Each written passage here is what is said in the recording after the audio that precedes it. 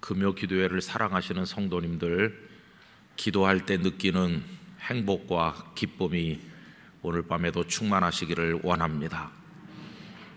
기도하는 시간은 정말 아름다운 시간이죠. 내 기도하는 그 시간, 그때가 가장 귀하다, 즐겁다 이렇게 찬송하시는데, 기도의 맛을 아는 성도로 살아가시게 되기를 바랍니다. 오늘 가정에서 기도하시는 성도님들에게도 하늘문을 열어주시고, 여러분들 마음의 간절한 소원과 기대를 따라 하나님 앞에 간구하실 때 하나님께서 응답해 주시기를 간절히 원합니다. 제가 어렸을 때 저희 집에는 텔레비전이 없었습니다. 그래서 찻길 건너편에 아주 가깝게 지나는 한 가정이 있었는데, 그 집에는 텔레비전이 있었습니다. 그 집은 자동차 정비업소를 하는 상당히 경제력이 있었던 그런 집이고, 그래서 마당도 넓고 자동차도 여러 대가 있고, 그리고 가장 매력적인 건 텔레비전이 있다는 것이었습니다.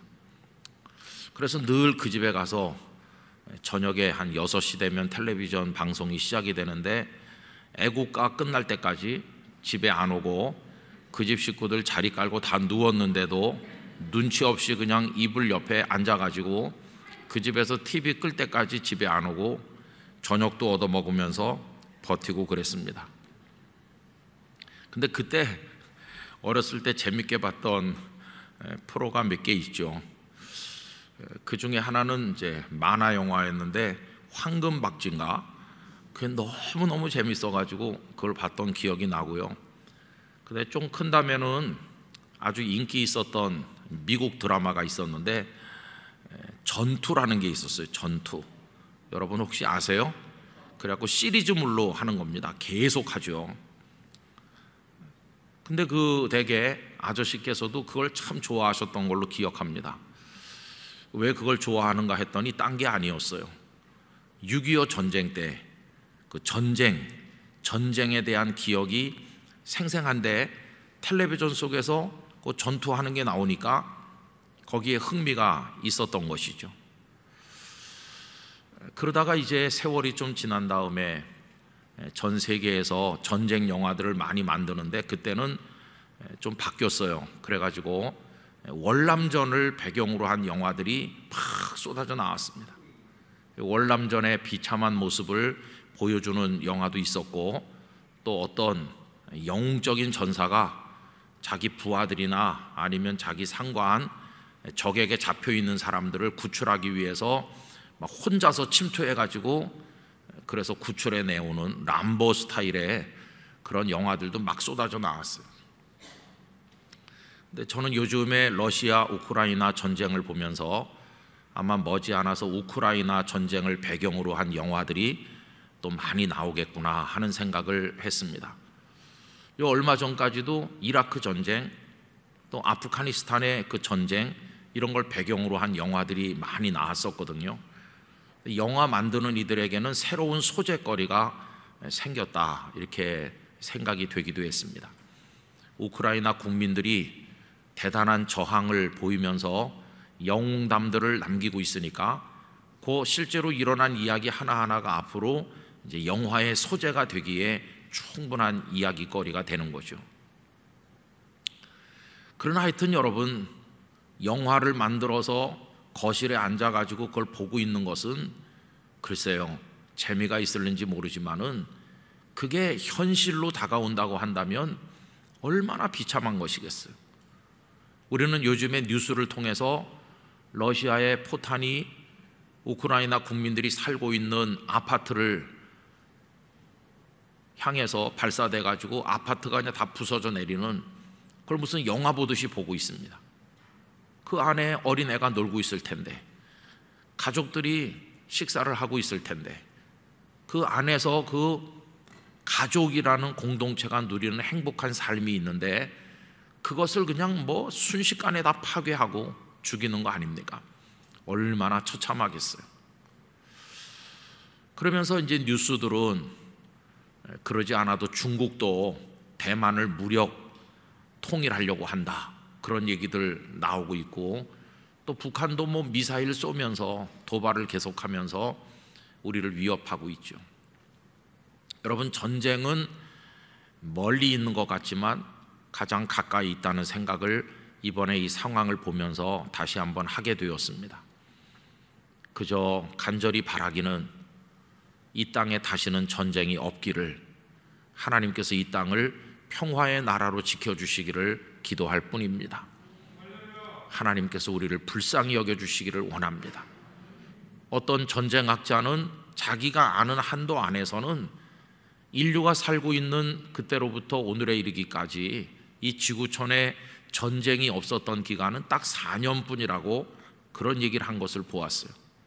4년만 빼놓고는 어디선간 전쟁이 있었다는 건데, 아마 그분이 지구 반대편 얘기를 모르시는 게 있어서 그렇지, 아마 4년은커녕 단 1년도 지구촌에 전쟁이 멈췄던 적은 없었을 거다, 그런 생각이 듭니다.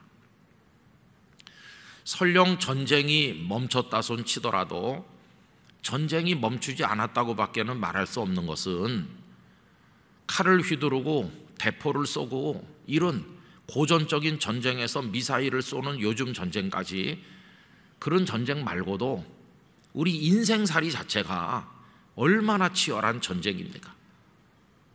우리 전쟁터에 나가는 마음으로 출근하는 분들이 많으시잖아요. 우리 자녀들 공부하는 것도 전쟁이라고 할 수 있고, 요즘같이 경쟁이 치열한 세상에서 살아남는 모든 게 다 전쟁과도 같아요. 얼마 전에도 문상을 갈 곳이 있어서 굴지에 우리나라 유명한 병원에 갔는데, 그 큰 병원 건물에 방방이 불이 다 켜 있어요. 불 꺼진 방이 하나도 없는 것 같아요. 그 건물을 올려다보면서 그 병원의 큰 건물이 여러 동이 있는데 다 불이 밝혀 있는 걸 보면서, 바깥에서는 그저 병원이 크다 이렇게 하면서 지나가지만, 저 창문 하나로 들어가서 보면은 그 안에, 그 침대 위에 얼마나 다양한 환자들이 지금 애를 끓이면서 누워 있을까? 그 가족들의 마음은 얼마나 안타까울까? 말기 암 판정을 받은 분도 있을 것이고, 회복 불가능한 어떤 질환을 앓으면서 꺼져가는 생명의 마지막 끈을 붙드는 사람도 있을 것이고, 여러분, 그 창문 너머에 있는 사연 하나하나가 얼마나 애절합니까? 그저 현재 병상이 몇 개인데 환자가 몇 명 입원해 있다, 이렇게 간단하게 말할 수 있지만, 그 한 침대마다 누워있는 사람들의 살아온 인생의 이야기, 그들이 어렸을 때 꾸었던 꿈, 그들의 그 삶을 위해서 흘린 눈물과 노력과 헌신, 가족을 사랑했던 거, 그리고 이 세상에서 어느 정도 성취도 이루고 뭔가 삶의 기쁨과 보람도 있었을 텐데, 아니면 그걸 못 이뤄서 막 애타했을 텐데, 그런 각자의 인생의 이야기가 그 질병 안에 삼켜진 채로 꺼져가고 있는 거죠. 사연 없는 환자가 어디 있겠으며 눈물 없는 인생이 어디 있겠습니까? 다 힘들게 살고 있구나. 그러다가 서서 살아야 될 사람들이 침대를 지고 누웠구나, 이렇게 생각하니까 참 너무나 안타까운 거죠. 여러분, 서 있는 우리들도 언젠간 다 누울 자 아닙니까? 죽음이라고 하는 것은 결국 직립보행을 하던 사람이 더 이상 서 있을 수 없게 되면 땅 속에 눕게 되는 게, 그게 죽음이죠. 그 인생살이 자체도 전쟁과 같아요. 여러분, 오늘 이 읽은 27편 말씀은 다윗의 시인데, 다윗은 전쟁의 사람이었어요. 어렸을 때 양을 먹였죠. 베들레헴 들판을 양들과 함께 다니면서 그들을 먹이는데 그렇게 목가적인 게 아니었어요. 사무엘상 17장 골리앗을 이기는 그 유명한 이야기가 기록되어 있는데, 모두가 다 겁에 질려 숨어 있는 상황에서 골리앗과 싸우겠다는 사람이 나타났습니다 하니까 사울이, 그 왕이던 사울이 그를 부르잖아요. 그러면서 말리잖아요. 저 골리앗이 어떤 사람인데 너는 아직도 어린애처럼 보이는데 싸울 수 있겠느냐? 너는 갑옷도 없고 칼도 없고. 이렇게 하니까 다윗이 뭐라고 말합니까? 내가 아버지 양을 먹일 때 곰이나 이런 맹수로부터 싸워서 내가 양떼를 지켰습니다, 이렇게 말하잖아요. 하나님께서 나에게 맹수로부터 양떼를 지키게 하신 것 같이 마찬가지로 저 할례받지 않은 자의 손에서 승리를 얻게 해주실 거라고. 그 읽어보면 다윗이 양을 먹일 때 목가적인 목동이었던 게 아니에요. 그때도 맹수가 덮치면 그때부터 그는 전쟁을 했다는 걸 알 수 있어요. 그러다가 골리앗을 이기고 그 이후에 사울 왕의 눈에 들어서 이스라엘의 장관이 됐죠. 장군이 돼가지고 전선을 누비는데 얼마나 많은 전쟁을 치렀습니까? 그가 가는 곳마다 하나님께서 승리를 주셨죠. 근데 그의 전쟁은 왕을 위한 전쟁만은 아니었습니다. 나중에는 사울에게 쫓기면서 방어적 전쟁도 많이 해야만 했고, 이스라엘의 왕이 된 이후에는 이스라엘을 억압하던 주변 여러 나라들과 맞서서 이스라엘의 어떤 안보를 지키고 나라를 튼튼하게 하기 위한 전쟁을 수도 없이 해야만 했습니다. 그러다가 말년에는 아들 압살롬이 반란을 일으켜가지고 아버지 가슴에 칼을 겨누는 바람에 이번에는 아들과 전쟁하는 데까지, 그는 너무도 다양한 전쟁을 치러낸 사람이었어요. 그래서 하나님께서 그가 성전을 지어서 하나님께 올리겠다고 했을 때 크게 기뻐하시면서도 그가 성전 짓는 걸 허락지 않으신 이유는 너는 전쟁을 많이 해서 내 손에 피가 묻지 않았느냐. 그래서 그의 아들 솔로몬이 성전을 짓게 된 거 아니었습니까? 그러니까 정말 이 다윗은요, 그 도산 검림을 해치고 나온 사람이에요. 칼 사이로, 날아다니는 화살 사이로 살아남은 그런 전쟁의 사람이 다윗이었어요. 근데 오늘 읽은 27편은요, 전쟁이 없기 때문에 평안한 것이 아니라 전쟁 속에서도 평안하고 그 속에서도 태어날 수 있는 비결, 그걸 우리들에게 말씀하는 거예요. 만약에 다윗이 일평생 전쟁도 해본 적이 없고 모든 게 온전한 가운데서 다 주어진 여건 속에서 편안하게 살다가 세상을 떠난 분 같으면 그의 이런 고백이 우리 마음에 닿지 않을 것입니다. 그러나 수도 없는 인생의 전쟁을 치룬 그가 전쟁 중에서도 평안하였다면 그 비결을 오늘 인생의 전쟁에 허덕이는 우리들이 배울 수 있는 게 아닌가, 이런 마음으로 이 말씀을 읽게 되는 것입니다. 여러분, 전쟁 중에도 평안할 수 있었던 그의 비결은 무엇일까요? 그건 다른 게 아니었어요. 대답은 딱 하나였어요. 그 대답은 하나님이셨습니다. 하나님. 그런데 참 감사한 것은 다윗에게만 하나님이 계셨던 것이 아니라 다윗의 하나님은 오늘 우리들의 하나님이시기도 하다는 것이에요. 문제는 하나님이 안 계신 게 아니라 다윗이 하나님을 사모하고 의지했던 것처럼 우리가 하나님을 사모하고 의지하지 못한다고 하는 게 그게 문제지. 하나님께서는 오늘도 우리에게 손 내밀고 계신 줄 믿습니다. 이제 그 하나님을 믿음의 손을 내밀어 붙잡아야 되는 것이죠. 그리고 그 믿음으로 하나님 앞에 기도하는 것이죠. 방금 전에 우리 찬양을 여러 곡 불렀는데 맨 마지막에 불렀던 찬양 가사 중에 일부가 오늘 읽은 이 말씀을 배경으로 하고 있죠. 여러분, 이제 1절부터 한번 말씀을 보길 원합니다. 여호와는 나의 빛이요 나의 구원이시니 내가 누구를 두려워하리요? 여호와는 내 생명의 능력이시니 내가 누구를 무서워하리요? 이렇게 되어 있는데, 여기 생명의 능력이라고 그랬죠. 능력이라고 번역된 이 단어는 원래 뜻은 피난처, 그런 뜻입니다. 아까 그 찬양에서는 생명의 피난처시니, 가사가 그렇게 되어 있죠. 이 원래 피난처라는 뜻이거든요. 우리의 생명을 해하려고 하는 자들이 많지만 하나님께서 우리에게 피난처가 되실 줄 믿습니다. 그 다음에 2절은 과거형으로 되어 있어요. 악인들이 내 살을 먹으려고 내게로 왔으나 나의 대적들, 나의 원수들인 그들은 실족하여 넘어졌도다. 이 시를 지을 그 때를 기준으로 그 이전에도 많은 원수들이 몰려왔었는데 그래도 하나님은 나를 구원하셨다는 거예요. 지금까지 살아온 지난 세월 속에서도 하나님은 나를 건져주셨습니다. 그래서 원수들이 실족하여 넘어졌습니다. 과거죠, 과거.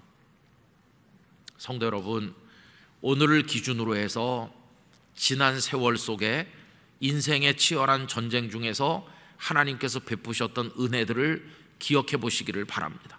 아마 다 하나님의 은혜를 경험한 기억들이 있으실 거예요.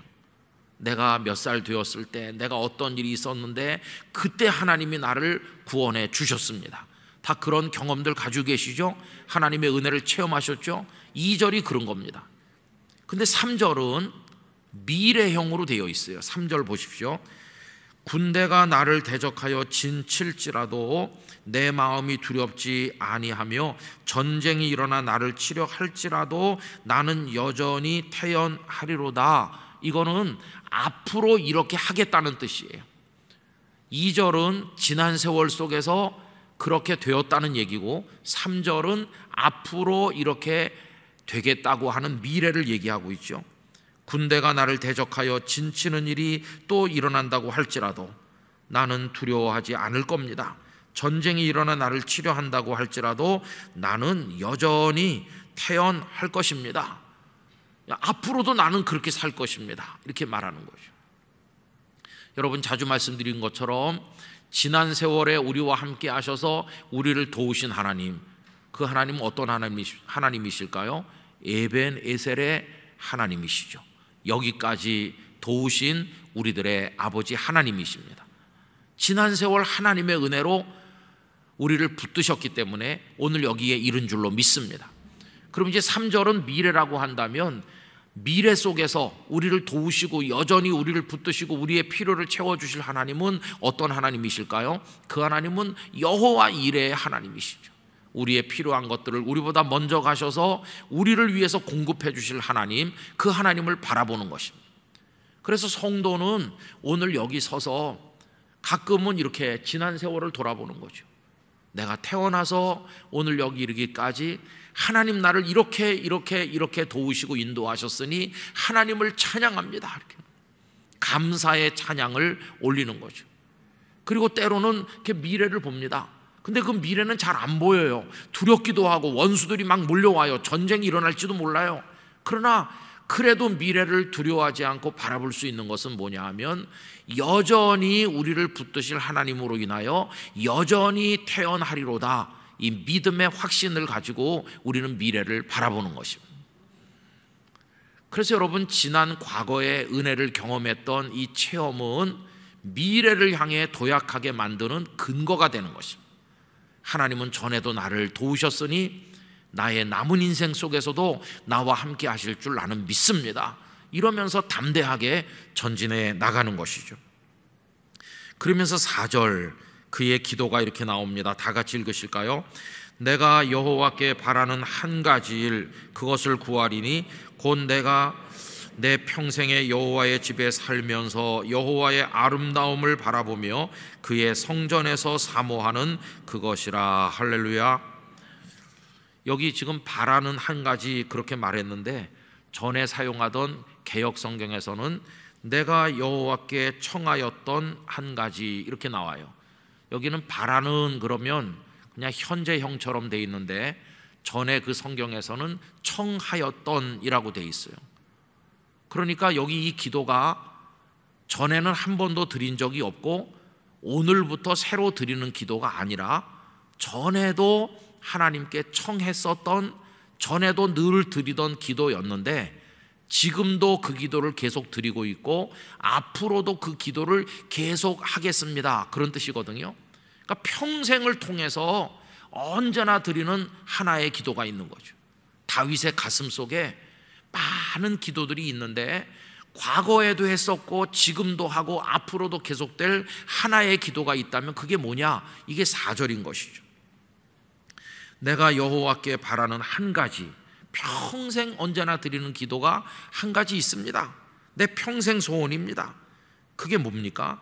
내가 내 평생에 여호와의 집에 살면서 여호와의 아름다움을 바라보며 그의 성전에서 사모하는 그것이라.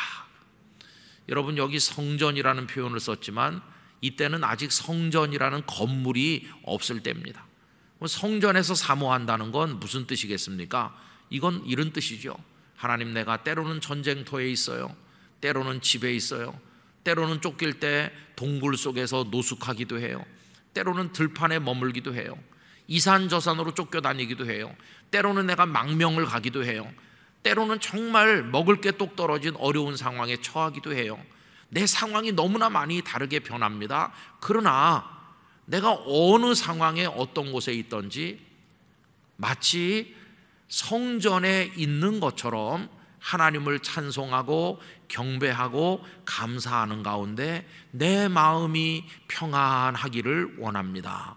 그런 얘기를 지금 하고 있는 것이, 여러분, 다윗의 가슴 속에 사무쳤던 그 한 가지는 포탄이 막 떨어지는 그 속에서 찬송을 부르는 병사와 같은 것이죠. 그거를 하나님 앞에 평생 구한다고 하는 것을 얘기하고 있는 거죠. 여러분, 이 다윗의 한 가지 기도가 오늘 우리의 기도가 되기를 원합니다. 이게 우리의 기도가 되면 어떻게 될까요? 뭐 속상한 일이 있어도 나는 태어나고, 내 몸에 병이 들어도 나는 거기서 찬송하고, 내가 하던 사업이 좀 어려워지고 여러 가지 힘든 상황이 와도 나는 거기서도 하나님을 경배할 수 있으므로 기뻐하고, 마지막에 하나님께서 내 생명을 부르는 순간이 온다고 할지라도 나는 거기서도 하나님을 찬미하며 평안하겠습니다. 바로 그런 얘기가 되는 게 아니겠습니까? 여러분이 한 가지 다윗의 기도가 우리 영락교회 성도들의 기도가 되기를 간절히 원하는 것입니다. 그러면서 5절은 그의 확신을 이렇게 고백하고 있죠. 여호와께서 환난 날에 나를 그의 초막 속에 비밀히 지키시고, 여러분, 성도가 맛보는 평안은 아무 일도 없는데 온실 속에서 경험하는 그런 평안이 아니고 환난 속에서 경험하는 평안이죠. 우리 성경 말씀 한 군데 읽어보도록 하겠습니다. 이사야서 43장을 펴셔서 1절부터 2절까지만 읽어보도록 하겠습니다. 이사야 43장 다 펴셨죠? 1절 2절 우리 다 같이 읽읍시다. 야곱아, 너를 창조하신 여호와께서 지금 말씀하시느니라. 이스라엘아, 너를 지으신 이가 말씀하시느니라. 너는 두려워하지 말라. 내가 너를 구속하였고 내가 너를 지명하여 불렀나니 너는 내 것이라. 네가 물 가운데로 지날 때에 내가 너와 함께 할 것이라. 강을 건널 때에 물이 너를 침몰하지 못할 것이며 네가 불 가운데로 지날 때에 타지도 아니할 것이요 불꽃이 너를 사르지도 못하리니. 아멘. 여러분, 1절은 너무나도 유명한 말씀이죠. 내가 너를 지명하여 불렀나니 너는 내 것이다, 이렇게 하시고, 2절은 하나님께서 우리들을 어떻게 지키시는가 하면 물 가운데로 지날 때 그리고 불 가운데로 지날 때 지키신다는 거예요. 여러분, 이 말씀은 이런 뜻입니다. 내가 너를 사랑하고 너는 내 거다. 그래서 너는 물 가운데로도 지나는 일이 없을 것이고 불 가운데로도 지나지 않게 할 거다, 이 말씀이 아니에요. 하나님을 경외하는 성도도 물 가운데로 지나가기도 하고 불 가운데로 지나가기도 해요. 여러분, 물 가운데로 지나간 사람, 그럼 누가 생각납니까? 이스라엘 백성이 생각나잖아요. 홍해 가운데로 지나고 요단강 가운데로 지나가잖아요. 그 다음에 불 가운데로 지난 사람, 그럼 누가 생각나세요? 다니엘의 친구들 사드락 메삭 아벳느고가 생각나죠. 그들이 풀무불 속에 들어가 있지 않았습니까? 그러니까 하나님을 경외하는 성도들도 전쟁을 만나는 거죠. 하나님을 경외하는 성도도 물 가운데로도 지나가고 불 가운데로도 지나가는 거죠. 시험이 있고 어려움이 우리에게도 있는 거죠. 그러나 그 속에서 하나님의 손이 함께 하시겠노라고 약속하고 있는 것입니다. 다윗의 믿음은 다른 게 아니라 전쟁도 없고 언제나 궁궐에서 편안하게 살기 때문에 하나님을 찬송하는 게 아니라 무수한 전쟁을 치르고 고통을 겪지만 그 속에서도 평안하다는 것이에요. 마치 하나님의 성전에서 예배 드리고 있듯이 평안하다는 것이, 이 얼마나 놀라운 절대적 평화입니까? 여러분, 삶의 많은 고통 속에서도 건강한 모습으로 주일 예배 나오셔서 찬송을 부를 때 그 평안처럼 그 어려움 속에서도 그런 평안을 경험하게 되기를 원하는 것입니다. 하나님 앞에 모든 걸 다 맡긴 거죠. 절대적 평안이 그 마음을 다스리고 있다는 것을 알 수 있어요. 그래서 우리가 오늘 저녁에도 이렇게 기도하러 나온 것은 그냥 우리의 넋두리를 하러 나온 게 아니라 하나님을 믿음으로써 기도하기 위해서 나온 것입니다. 여호와는 나의 빛이요 나의 구원이시니 내가 누구를 두려워하리요, 이렇게 하는 것처럼 여러분 하나님을 향한 믿음으로 이 밤에 기도하시기를 원하는 것입니다. 하나님께서 우리들을 도우실 줄로 믿습니다. 그래서 전천후 평안을 누리면서 모든 상황 속에서 기뻐하는 것이죠. 고난과 역경과 전쟁 같은 고통들은 우리에게 참 어려운 것이지만 하나님은 그 속에서 하나님께서 우리를 사랑하신다는 걸 더 분명하고 진하게 경험하게 해주시는 줄로 믿습니다. 여러분, 전에도 말씀드렸죠. 앞이 캄캄한 것 같지만 하나님은 다 예배해 놓으신 바가 있는 거죠. 부산에 있을 때 부산국제선교회라는 단체가 있었는데 지금 더 왕성하게 잘하고 있죠. 중국의 문이 처음 열렸을 때, 등소평이 등장했을 때 아주 중국이 못 살고 어려웠을 때죠. 아직도 좀 위협적인 분위기가 많았을 때죠. 그러다 확 열려서 선교사들이 많이 들어갔다가 지금 시진핑이 다 쫓아내서 다 쫓겨들 나오셔서 지금 또 어려워졌는데 처음에는 좀 위험했습니다. 그런 초기부터 선교를 하러 드나드신 목사님들이 계셨습니다. 목사님 4분이 가셨어요. 연세도 지긋하신 분들이 가셔서 그곳에서 여러 처소 교회들, 문화혁명 기간 동안에 없어지지 않고 버텼던 중국 성도들, 또 조선족 성도들 이렇게 만나서 지원도 하고 말씀도 전하고 일정이 다 끝났어요. 그리고는 이제 토요일 날 봉천 심양공항에 도착했어요. 여기서 비행기를 타고 부산으로 들어오실 계획이죠. 그런데 공항에 도착했는데 목사님 한 분이 얼굴이 그냥 질려버렸어요. 왜 그러냐 하면은 여권이 없어졌다는 거예요. 비행기를 타야 되는데 아무리 찾아도 여권이 없는 겁니다. 여러분, 외국에 가셔서 여권을 잃어버리면 얼마나 당황스러운지 아시잖아요. 더군다나 그 중국 같은 데서 막 목사님 너무 당황해. 그래서 나머지 목사님들이 어디서 떨어졌는지 한번 가만히 생각해 보라고 하니까 한참 생각하더니 틀림없이 그 심양까지 오는 열차 화장실에서 흘린 것 같다. 그 외에는 내가 이렇게 옷을 들춘 일이 없으니까 그러면 화장실에서 흘려가지고 그 밑으로 떨어졌으면 철길 어딘가 있을 텐데 이제 그걸 어떻게 찾겠습니까? 그래도 이분이 화장실 갔다 온 지가 오래되진 않았던 것 같아요. 그래서 이렇게 했답니다. 두 사람은 철길 따라서 마냥 걸어가면서 찾기로 하고, 두 사람은 공항에 남아서 짐을 지키면서 기다리기로. 아무 대책이 없죠. 주머니 속에 돈도 다 거기 처소 지도자들에게 나눠주고, 그 비행기 티켓은 한국에서 끊었으니까 그거밖에 남은 게 없거든요. 얼마나 암담합니까? 그런데 그 중에 목사님 한 분이 이 시편 27편 1절이 생각났대요. 1절. 그래서 그 짐을 거기다 놓고는 두 사람은 그거 찾으러 가고 두 사람은 기도하는데 이 말씀이 생각났대요. 여호와는 나의 빛이요 나의 구원이시니 내가 누구를 두려워하리요. 하나님, 두려워하지 않게 해주세요. 마음의 평정심을 주세요. 흔들리지 않게 해주세요. 도와주세요. 어떻게 됐을까요? 잘 됐으니까 제가 말씀드리는 거죠. 이 두 분이 계속 철길 따라 걸어가는데 공안이 말이죠, 우리식으로 말하면 경찰이 막 호루라기 불면서 당신들 지금 뭔데 이 철길로 가느냐고 위험하게, 말은 잘 안 통하지만 쫓아와가지고 막 끌고 가더라는 거예요. 끌려갔지면 어떡하겠습니까? 그래가지고 그 사무실에 불려 들어갔는데 풀은 죽었고, 그 사람이 말은 잘 안 통하는데 지나가던 사람 하나를 들어오라고 하더래요. 지나가는 사람 들어왔는데 조선족이 들어왔어요. 말이 좀 통하는 거죠. 당신들 뭔데 이러냐? 그러니까 여권을 잃어버려서 찾는 중이다 이렇게 얘기하고, 그런데 참 놀랍죠. 하나님께서는 다 이미 손을 쓰고 계셨던 것이, 이 공안이 사방으로 전화를 이렇게 돌리는데 거기 말고 거기서 좀 떨어진 어떤 공안 사무실에 누군가가 여권을 주워다 갖다 놨다는 거예요. 철길에서. 그리고 목사님 화장실에서 흘린 게 맞긴 맞아요.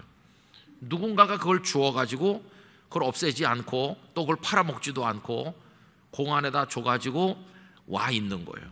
그래서 그걸 찾게 됐어요. 찾아가지고 너무 감격해가지고 공항에 도착을 했는데 이번엔 또 딴 걱정이 생겼죠. 비행기는 벌써 가버렸고 주머니에 돈은 하나도 없고, 그래가지고 철양맞게 공항 한쪽 구석에서 내 저녁도 못 잡수시고 거기서 우두커니 앉아있는 거지. 이걸 어떻게 해결해야 되냐. 근데 여러분, 하나님께서 사르밧 과부를 엘리야를 위해 준비하신 것 같이 다 준비해 놓으신 거예요. 그렇게 하고 있으니까 어떤 한 30대 중반쯤 된 여성이 조심스럽게 다가오더니 한국말로 물어보더라는 거예요. 혹시 목사님들이시냐고. 깜짝 놀랄 수밖에. 당신이 우리가 목사인 줄 어떻게 아느냐. 아까부터 제가 지켜보는데 기도하시는 거 보고 알았다고 그러더래요. 저는 조선족이고 여기 이 심양에서 여행사업을 하고 있는 사람인데, 내가 그래서 공항에 자주 들락날락 하다가 선생님들을 뵙게 된 거라고. 그러니까 이분들이 사정을 다 얘기했을 거 아니겠어요. 그랬더니 이분이 하는 말이, 그러면 우리 집으로 가시자고 하더래요. 이 사람이 어떤 사람인지도 모르는데 그 순간에 믿음이 생기면서 이 여성을 따라가면 살 길이 있겠다. 그래서 따라갔다는 거예요. 따라갔더니 그분이 고마워하면서 눈물을 흘리면서, 내가 예수님을 믿은 지 얼마 되지 않았지만 여기 서탑교회, 거기 가면 서탑교회라고 조선족 교회 수천 명 모이는 큰 교회가 있거든요. 서탑교회에 나가고 있는 사람인데 하나님에 대해서 더 알고 싶은데, 늘 하나님에 대해서 더 많이 알게 해달라고 기도했는데 하나님께서 목사님들을 한 분도 아니고 4분씩이나 우리 집에 보내주셨다는 거예요. 그래서 그 집에서 저녁 잘 얻어 잡수시고 그 다음 날도 잘 얻어 잡수시고 편안히 쉬시면서, 그러면서 그 자매에게 성경 말씀 공부를 계속 돌아가면서 시켜드리고, 그리고 그 다음 비행기를 이분이 자기 돈으로 다 티켓을 사서 부산에 갈 수 있도록 해서 보내드렸다는 거예요. 그리고 나서 이제 그 이후에 한 1, 2년 후부터 저도 그곳에 왔다 갔다 하게 됐는데, 그쪽에 가면 늘 그 자매님이 차를 가지고 공항에 와서 우리를 영접해 갖고 필요한 곳에 데려다 주고 그랬어요. 그 이후에 오랫동안 그 자매님이 여행사를 하기 때문에 그쪽으로 선교 가는 사람들에게 그 길잡이가 되어줬어요. 가이드도 해주시고. 여러분, 이게 뭡니까? 눈앞이 캄캄하잖아요. 근데 하나님께서는 잃어버린 여권도 찾게 하셨고, 앞으로도 계속해서 그분들을 도와줄 하나님의 딸도 준비하셨고, 말씀도 전하게 하셨고, 모든 걸 다 준비해 주셨어요. 저도 그 자매님 신세를 여러 번 진 적이 있는데, 여러분, 이게 다 하나님께서 하시는 일이에요. 얼마나 놀라운 이야기입니까? 그래서 그 이야기가 너무 가슴 속에 남기 때문에 부산국제선교회에서 책을 한 권 펴내면서 하나님 여권 잃어버렸어요가 책 제목인데, 그 속에 보면 그 이야기가 자세하게 나오고 있어요. 여러분, 오늘 저녁에 기도하는 우리 성도님들, 여기 1절 이 말씀을 마음에 담고 사시기를 바랍니다. 여호와는 나의 빛이요 나의 구원이시니 내가 누구를 두려워하리요. 전쟁의 포탄이 떨어지는 그 속에서도 나는 여기 4절에 있는 것처럼 성전에서 예배하는 사람처럼 태어나고 싶습니다. 평안하고 싶습니다. 바깥 세상에 어떤 일이 있어도 내 마음 성전만은 하나님의 샬롬으로 충만하게 하여 주시옵소서. 이게 어떻게 가능할까요? 하나님을 신뢰해야 됩니다. 하나님을 믿어야 됩니다. 여러분, 어떤 문제도 하나님께 맡기시기를 바랍니다. 내가 계획한 대로 안 돼도 하나님은 더 아름다운 길로 인도하신다는 것을 믿으시기를 바랍니다. 다 맡기시기를 바랍니다. 그리고 기도하면 죽을 것 같지만 살고 안 될 것 같지만 되고 길이 막힌 것 같지만 열어주시는 하나님의 은혜를 경험하게 될 것입니다. 수없는 죽음의 위기를 다윗은 다 넘기게 되었고, 희망이 없었지만 하나님은 기적처럼 그를 이스라엘의 왕이 되게 하셨고, 얼마나 많은 고난 중에서 하나님의 손길을 경험해서 그걸 시편 속에 고스란히 담아서 오늘 우리로 하여금 읽게 하면서, 오늘 우리도 이 시대 다윗처럼 하나님께서 우리에게 주신 은혜를 사모하게 하시는지, 여러분 그걸 생각을 하면서 우리도 이 말씀을 마음에 품고 이 저녁에 기도하기를 원하는 것입니다. 믿고 기도하시고 하나님께 맡기고 기도하시고 하나님께서 우리에게 승리를 주실 줄 확신하면서 기도하시기를 바랍니다.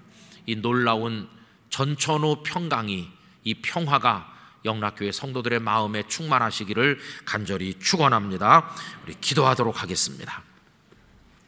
여러분, 이 시간 가슴에 두 손을 얹고, 하나님, 우리 인생살이가 너무 힘들어요. 오늘 이 예배당에 올 때까지도 내 마음에 걱정도 많고 근심도 많았습니다. 가까이는 코로나로부터 시작을 해서 국제적인 문제, 우리 국내적인 많은 갈등들, 그것도 우리의 기도 제목이고, 우리의 먹고 입고 살아가는 문제, 자녀를 키우는 일, 우리 믿음을 온전히 세우는 일, 어느 하나 어렵지 않은 일이 없습니다. 그것이 얽히고 설켜서 또 많은 사람들이 나를 비난하는 것 같고, 내 인생이 뒤로 처지는 것 같고, 연약한 것 같고, 아픈 데가 생기고 속상한 일이 얽히고 설켜 마음이 두려울 때가 너무나도 많습니다.